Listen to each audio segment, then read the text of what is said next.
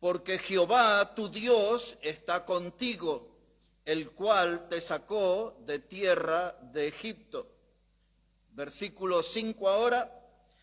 Y los oficiales hablarán al pueblo diciendo: quien ha edificado casa nueva y no la ha estrenado, vaya y vuélvase a su casa, no sea que muera en la batalla y algún otro la estrene. Y quien ha plantado viña y no ha disfrutado de ella, vaya pues y vuelva a su casa, no sea que muera en la batalla y algún otro la disfrute. Y quien se ha desposado con mujer y no la ha tomado, vaya y vuélvase a su casa, no sea que muera en la batalla y algún otro la tome. Y volverán los oficiales a hablar al pueblo y dirán: ¿quién es hombre medroso y pusilánime? Vaya y vuélvase a su casa y no apoque el corazón de sus hermanos como el corazón suyo. Y aquí en este versículo 8 entonces está la palabra que queremos hablar, la palabra pusilánime, una palabra que nos amenaza a todos, la palabra pusilánime. Este capítulo 20, hermanos, de Deuteronomio, presenta cuáles son las leyes para la guerra, cuáles son las órdenes que Dios da, y es la de tener un buen estado de ánimo para poder cumplir la misión. Todos nosotros tenemos que estar animados en la batalla, tenemos que estar animados en la obra de Dios. Por eso estoy usando este reglamento, porque esto tiene que ver también con nuestro servicio y con nuestro compromiso con Dios. Aquí, hermanos, Israel estaba en batalla, estaban en un tiempo de conquista. Los enemigos eran duros y entonces Dios está reclutando sus soldados y le está pidiendo que los que van a participar en su batalla, en su obra, tienen que estar enfocados únicamente en eso. Por eso él dice que alguien que tuviera una casa, si no la estrenó, vuélvase, no puede estar en la batalla y pensando en su casa. Dice, si usted plantó viña y todavía no la usó, dice, vuélvase entonces, porque no puede estar peleando y pensando en su viña.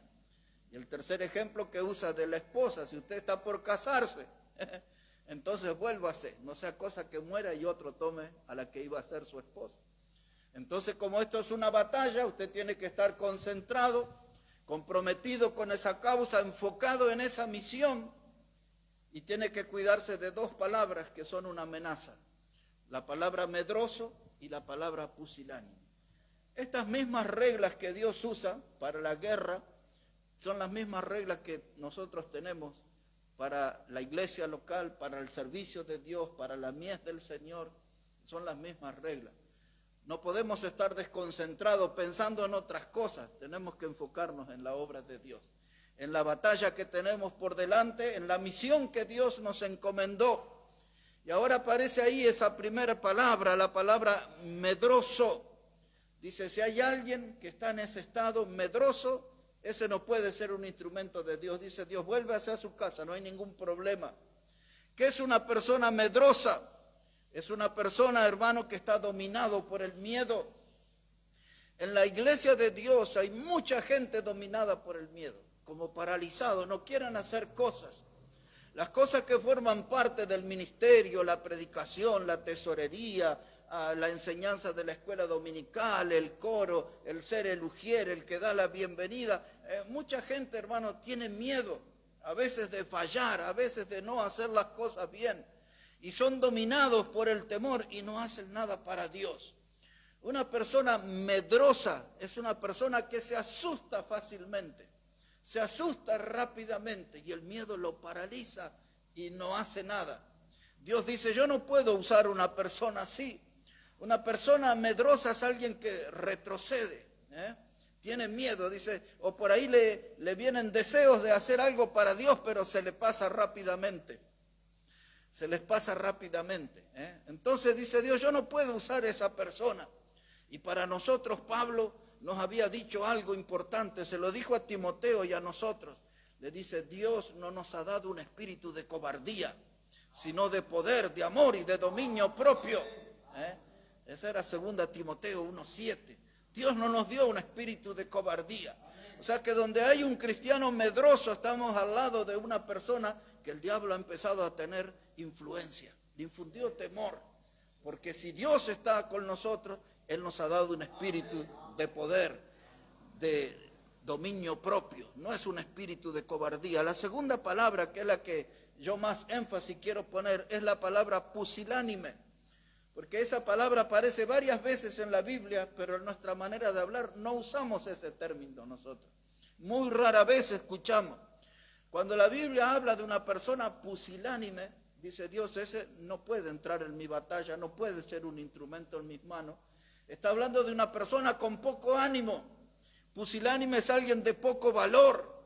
Es alguien que nunca hace intento de grandes cosas.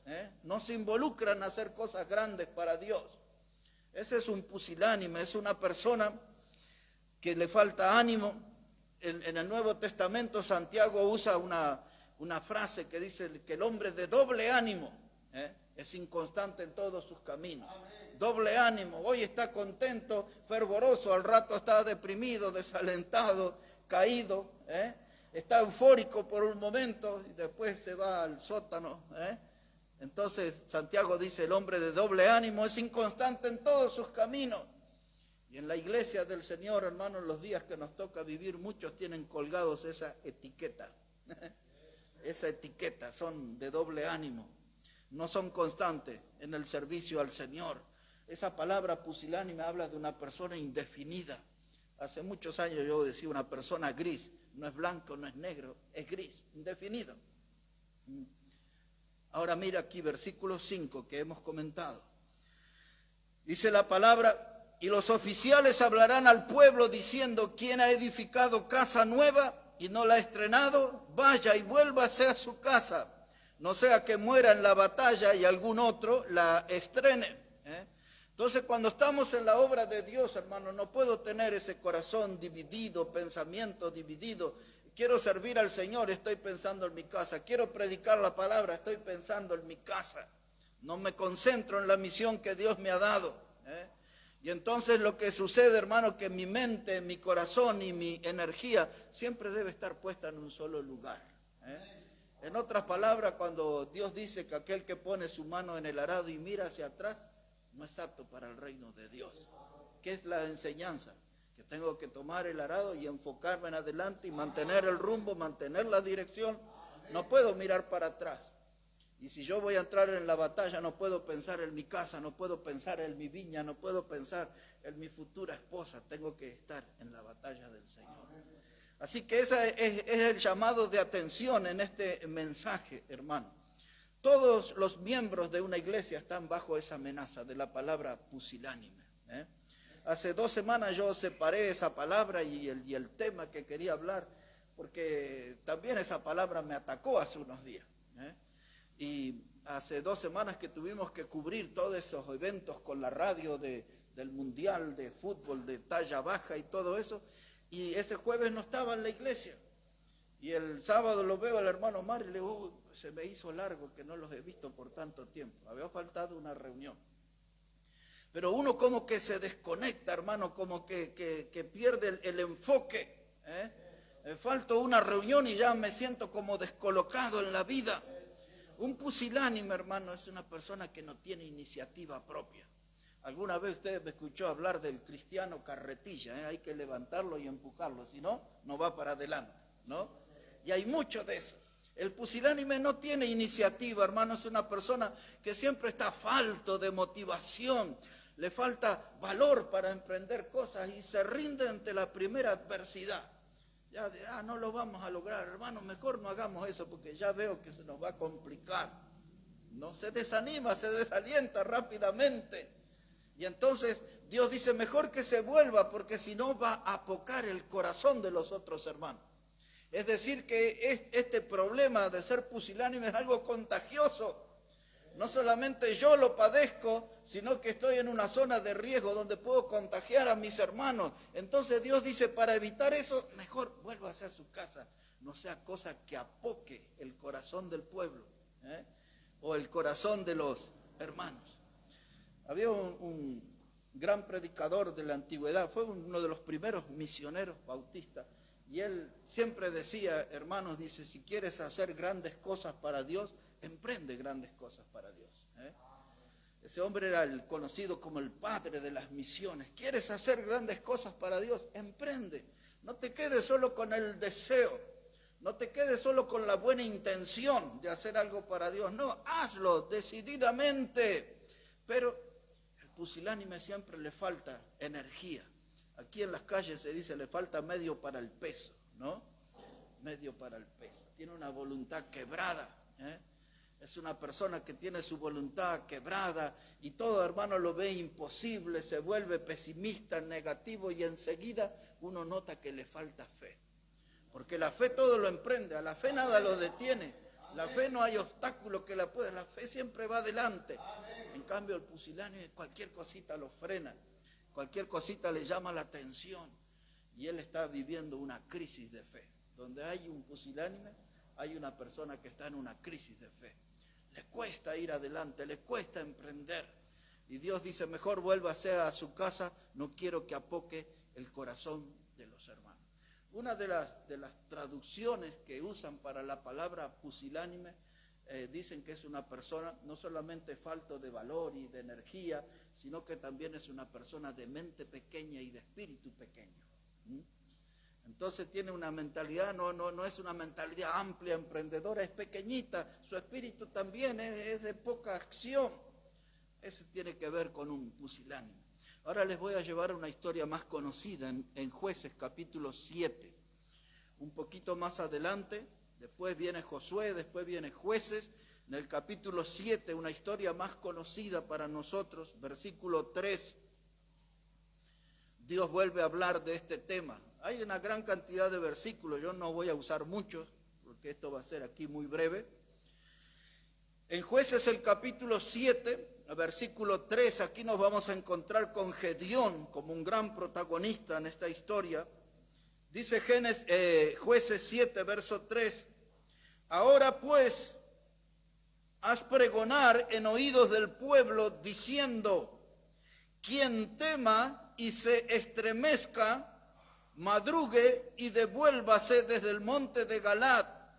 Y se devolvieron de los del pueblo 22,000 y quedaron 10,000. Y Jehová dijo a Gedeón, aún es mucho pueblo, llévalo a las aguas, y allí te los probaré, y del que yo te diga, vaya este contigo, irá contigo. Mas de cualquiera que yo te diga, este no vaya contigo, el tal no irá. Y entonces llevó el pueblo a las aguas, y Jehová dijo a Gedeón, cualquiera que lamiere las aguas con su lengua como lame el perro, aquel pondrás aparte. Y asimismo a cualquiera que se doblare sobre sus rodillas para beber. Y fue el número de los que lamieron, llevando el agua con la mano a su boca, 300 hombres. Y todo el resto del pueblo se dobló sobre sus rodillas para beber las aguas. ¿Qué tenemos aquí? Un ejército de los madianitas numeroso. El ejército del pueblo de Dios era muy inferior en cantidad, tenía 32,000 soldados. Y Dios pone la atención en dos palabras, que son las mismas que hablamos, medrosos y pusilánime. Solo que aquí Dios usa otros términos. Dios dice en el versículo 3, el que tema y se estremezca. Las dos mismas palabras. La persona que tema no puede ser usado por Dios. Y el que se estremezca, eso habla de una persona que tiembla, de una persona que es sacudida, que se pone nerviosa, que se altera su ánimo. Se sube y, como dicen los chicos, se bajonea también, ¿no? Esa es una persona que se estremezca, es una persona que está asustada. Dice Dios ese que se vuelva para su casa. Y de los que teman, también, medrosos, temerosos, 22,000 se volvieron. Ahora quedaron 10,000 y Dios dice, todavía estos son muchos. Y el enemigo era muy numeroso. Y entonces Dios dice, llévalos al agua y los probaré. En el idioma hebreo esa palabra probaré quiere decir que los va a refinar. Así como quien trabaja con el metal y lo pasa por el horno y por el fuego, ese es el mismo término. Dice, llévalos al agua y allí los probaré. Y ahí veremos quién está refinado, allí veremos quién está limpio, purificado para participar de la batalla del Señor. Y quedaron 300 nada más, solo 300. Y esos 300 hombres fueron llamados para hacer historia. Los lamedores de agua, le llamo yo. Y allí fueron en 3 columnas de 100, con teas, y fueron también allí con un cántaro, y dieron un grito frente al campamento de los madianitas por la espada de Jehová y por la espada de Gedeón. Y los madianitas terminaron huyendo. Era un ejército numeroso, pero Dios les dio una gran victoria solamente con 300. Lamedores de agua, de esta clase de gente refinada, probada por Dios, es lo que necesitamos en la obra del Señor, ¿no? Porque si nosotros tenemos un dominio de pusilánimes, un pusilánime es alguien que está en las garras del diablo, el diablo lo tiene ahí, le inyecta cada día desánimo, desaliento. El pusilánime apenas sonríe, y uno dice, este debe ser un amargado, dice cosas sobre un pusilánime. Es lo mismo que pasaba en aquel escenario que la Biblia le llama la cueva de Adulán. ¿Se acuerdan de esa historia? Después, si no, puede leerla ahí en 1 de Samuel 22, versículos 1 y 2. Ahí en esa cueva llegó David y se encontró con una cantidad de gente. Y la Biblia dice que esa gente estaban endeudados y estaban en amargura de espíritus. Era un ambiente horrible. Y dice la Biblia, y David era el jefe de ellos. De toda gente amargada, endeudada, gente que estaba toda desanimada.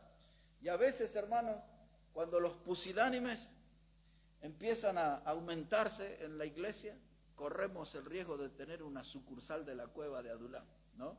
Todos desanimados, desalentados, nadie quiere hacer nada, nadie está motivado, y es un riesgo. Por eso Dios dice, medrosos y pusilánimes, vuélvanse a su casa para que no apoquen el corazón de sus hermanos.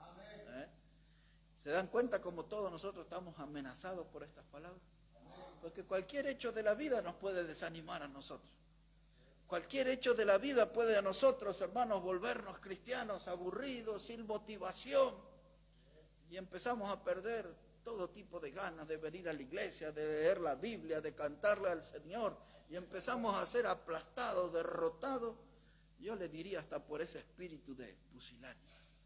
David, hermano, voy a leer 2 o 3 textos más nada más y vamos a terminar. Pero quiero llamarles la atención con un ejemplo del rey David. Si busca ahí un momentito, en el libro de Primera de Crónicas, primer libro de Crónicas, vamos ahí más adelante, después de Jueces, viene Ruth y Samuel, Reyes, Crónicas. En el primer libro de las Crónicas, en el capítulo 28, Dios, hermanos, quería un templo. David era el que iba a hacer todos los preparativos, pero David no iba a poder concluir con el templo para Dios, y Dios le dijo el motivo, porque él era un hombre de guerra y había derramado mucha sangre. Entonces Dios le pidió que lo preparara a su hijo Salomón, y Salomón era el que iba a llegar hasta el final con ese templo. Y mire cómo dice ahí la palabra de Dios, Primera de Crónicas 28, voy a ser ahí breve en eso. Versículo 9, voy a leer desde ahí. Primera de Crónicas 28, 9, dice la palabra, y tú, Salomón, hijo mío, eso le dice David a su hijo, ¿no? Dice, reconoce al Dios de tu padre y sírvele con corazón perfecto y con ánimo voluntario. Porque Jehová escudriña los corazones de todos y entiende todo intento de los pensamientos. Si tú le buscares, lo hallarás, mas si lo dejares, él te desechará para siempre. Mira pues ahora que Jehová te ha elegido para que edifiques casa para el santuario. Esfuérzate y hazla. Ahora, mire, ahí hay un padre hablándole a su hijo. Y le está hablando del privilegio de estar en la obra de Dios y de ser el constructor de la casa de Dios. Y David le da un detalle importante, le dice, tienes que tener perfecto ánimo, tienes que tener mucha voluntad, dice, con ánimo voluntario, es decir, bien arriba ese estado de ánimo, no como un pusilánime, no como una persona de doble ánimo, bien alto ese estado de ánimo, porque lo que vas a hacer es grande, vas a estar en la obra de Dios y en la casa de Dios. Y cuando seguimos la historia, Salomón logró lo que el padre le aconsejó. Buen consejero David, buenas palabras le dijo a su hijo. Pero ¿cuál es el problema que encontramos? Que después Salomón no hizo lo mismo con sus hijos. No le dio los mismos consejos. Un caso nada más, uno de los hijos de él que se llamaba Roboam, que fue rey también. Ahí en Segunda Crónicas 13:7, mire lo que pasó con el hijo de Salomón. Segunda Crónicas, capítulo 13, versículo 7. Dice ahí la palabra de Dios, Segunda de Crónicas 13, 7. Dice, y se juntaron con él hombres vanos y perversos, y pudieron más que Roboam, hijo de Salomón, porque Roboam era joven, ¿y qué más dice? Y pusilánime, y no se defendió de ellos. ¿Qué es lo que está diciendo la Biblia? Que Roboam no recibió buenos consejos de su padre. Da la impresión como que Roboam fue de esas clases de chicos consentidos, criado en una burbuja, sobreprotegido en una burbuja, y luego que él creció y llegó a ser rey, se involucró con gente que influenciaron en él para mal. Porque el texto dice que él no pudo defenderse de aquellos hombres vanos y perversos, pudieron más que él, o sea, lo dominaron anímicamente, lo llevaron por mal camino. ¿Y dónde están las palabras del abuelo de Roboam que le dijo a Salomón? Y entonces aquí Salomón no obró igual con su hijo, su carácter pusilánime, hermano, hizo que gente perversa lo dominara y lo llevara por mal camino. Yo esta mañana me anoté un salmo que dice, bendito sea Jehová mi roca, quien adiestra mis manos para la batalla y mis dedos para la guerra. Ese es el Salmo 144:1. Bendito sea Jehová mi roca, dice él, adiestra mis manos para la batalla y mis dedos para la guerra. Y encontré también un proverbio que me gustó, dice, el corazón del hombre piensa su camino, mas Jehová endereza sus pasos. Proverbio 16:9, el corazón del hombre piensa su camino, mas Jehová endereza sus pasos. Hermanos, nosotros necesitamos enfocarnos en el campo misionero. Estos días vengo hablando con algunos hermanos para que hagamos antes del final de año una conferencia misionera, que no se diluya nuestro fervor, que no se apague nuestro fuego espiritual, hermano, que nos motivemos de alcanzar más almas, de enfocarnos a las almas y no caer en la trampa donde tropiezan los pusilánimes. Que estemos ahí bien animados, hermanos, bien motivados en la obra del Señor, en las labores, hermanos, que estemos en la mies del Señor, porque todos ya sabemos que los obreros son pocos y dentro de los pocos hay algunos pusilánimes encima. Entonces tenemos que animarnos y tenemos que motivarnos. Todos nosotros estamos amenazados por estas palabras, medrosos y pusilánimes. Y donde le hagamos un espacio, esas palabras se meten en nuestras vidas y nos dominan, y nos volvemos así. Voy a terminar, hermano, para pasar al tiempo de oración en el Evangelio de Lucas, capítulo 9. Ahí hay dos versículos que me gustan mucho. El Evangelio de Lucas, el capítulo 9, y ahí vamos a terminar. El primero de los versículos es el 51. Lucas 9 y el versículo 51. Así dice la palabra de Dios, Lucas 9, verso 51, dice, cuando se cumplió el tiempo en que él había de ser recibido arriba, afirmó su rostro para ir a Jerusalén. El pasaje está hablando del Señor Jesucristo, ¿eh? Y dice que el Señor Jesucristo, cuando se cumplió el tiempo ya de su trabajo en la tierra, de su ministerio, de la obra que Dios le había encomendado, y entonces ya estaba todo, hermano, como para ser recibido arriba, dice, Él afirmó su rostro para ir a Jerusalén. ¿Sabe qué implica eso? Todo lo que hemos visto estudiando Isaías 53 en las semanas anteriores. Afirmó su rostro para ir a Jerusalén. Le esperaba aquel pollino, aquel burrito, el asna, y ahí iba a ser su entrada triunfal. Y él iba a escuchar aquellos cánticos fervorosos, Hosana el que viene en el nombre de David, del Señor, y la gente le ponía ahí hojas de palmas y le dio toda una bienvenida, y después en pocas horas cambiaron, esos mismos le gritaban crucifícale. Pero después de eso, entrada triunfal, lo que Daniel le llamó en capítulo 9, en la profecía de las 70 semanas, el Mesías príncipe, dice. Daniel decía que iba a llegar, era esa entrada, el Mesías príncipe.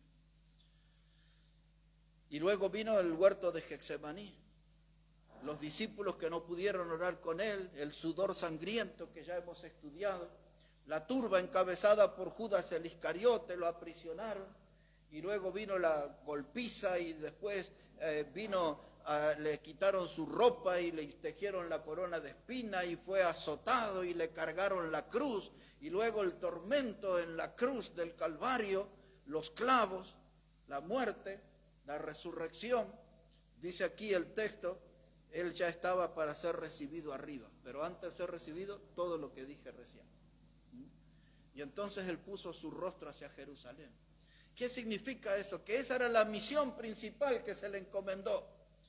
Y él puso la mirada en Jerusalén y se fue en esa dirección para cumplir con el Padre, para cumplir con la misión, para ser nuestro Salvador. Y esa figura y ese ejemplo del Señor, yo lo quiero para nosotros, para que no seamos pusilánimes. Que pongamos la mirada en un ministerio, en un trabajo para Dios, en un servicio para Dios, y vayamos a pesar que nos esperen dolores y sufrimientos. Había ahí un profeta que se llamaba Agabo y vio un cinturón y ahí se escandalizó, dijo, el dueño de este cinturón le esperan padecimientos en Jerusalén. Y el dueño era Pablo, y cuando llegó le dijeron los discípulos, no vayas porque... Y Pablo dice, no solamente estoy decidido a ir, sino a dar mi vida, dice Pablo. Mirando a Jerusalén, enfocado en el ministerio, no había cosa que los hicieran retroceder. Los pusilánimes se rinden rápidamente, fácilmente, renuncian rápidamente. Pero aquellos que ponen la mirada a Jerusalén, se enfocan en el trabajo, en la misión que le encomendó y van hacia adelante. De esa clase de ánimo tenemos que contagiarnos nosotros. Todos nosotros somos amenazados por estas palabras, pusilánimes y medrosos. Deberíamos tener bien lejos de nuestras vidas esas dos palabras, que no tengan ninguna relación con nuestra vida y con nuestra manera de servir y de vivir para Dios. Pero aquí el versículo 56, Lucas 9:56, para terminar. Dice el Señor Jesús, dice, porque el Hijo del Hombre no ha venido para perder las almas de los hombres, sino para salvarlas. Y se fueron a otra aldea. Dice, el Hijo del Hombre no vino para perder las almas. ¿Sabe qué había pasado en los versículos anteriores? Para ir a Jerusalén decidieron pasar por Samaria. Samaria era un territorio enemigo. Recuerdan que en el pozo dijo a la mujer samaritana, ¿cómo tú me hablas siendo judíos? Si judíos y samaritanos no se hablan entre sí. Y ahora el Señor iba con sus discípulos a Jerusalén y pasaron por Samaria. Pero la gente de Samaria, cuentan los versículos anteriores, no recibieron la presencia de ellos ni el mensaje. Y entonces ahí había dos hermanos que eran conocidos como Jacobo y Juan. Y le hablaron al Señor y le dijeron, mira, estos samaritanos no nos reciben, ¿por qué no hacemos como Elías y que llueva fuego del cielo y ya que los consuma todos? Ya que no quieren recibirlo. Y por eso Jesús le dijo que el Hijo del Hombre no vino para perder las almas de los hombres, sino para salvarlas. Y nosotros, hermanos, no tenemos que andar desparramando juicios sobre otras vidas. Tenemos que llevar el mensaje de salvación. Tenemos que estar comprometidos con eso, con buen ánimo, hermano. Así que esta noche la invitación es que podamos combatir con esas dos palabras, hermanos, que nos acechan, que nos amenazan, la palabra pusilánime y la palabra medroso. Nosotros tenemos que ser valientes servidores del Señor, valientes servidores del Señor. Vamos a orar, hermanos. Oremos, Padre, gracias te damos en esta hora por tu Hijo amado Jesucristo, por su sangre preciosa que nos limpia de todo pecado y que nos da una salvación que es eterna. Y gracias, Dios, porque tu palabra siempre nos anima y nos motiva y nos empuja a ir adelante. El ministerio a veces, Señor, es complicado. Las luchas en lo anímico son tremendas y necesitamos del aliento de tu palabra, de tu voz, animando nuestros corazones, Señor. Bendice nuestras vidas, ayúdanos como congregación a estar siempre con ese ánimo alto, fervorosos, fervientes en espíritu, sirviéndote a ti siempre, Señor.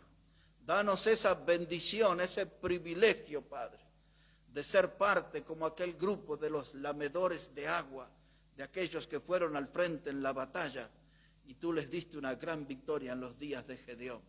Bendícenos a nosotros también, Padre. Lo pedimos en el precioso nombre del Señor Jesucristo. Amén y amén. Amén, hermanos. Amén. Que Dios bendiga su palabra en este día. Y bueno, ya vamos a aprovechar y vamos a orar al Señor, hermano. Vamos.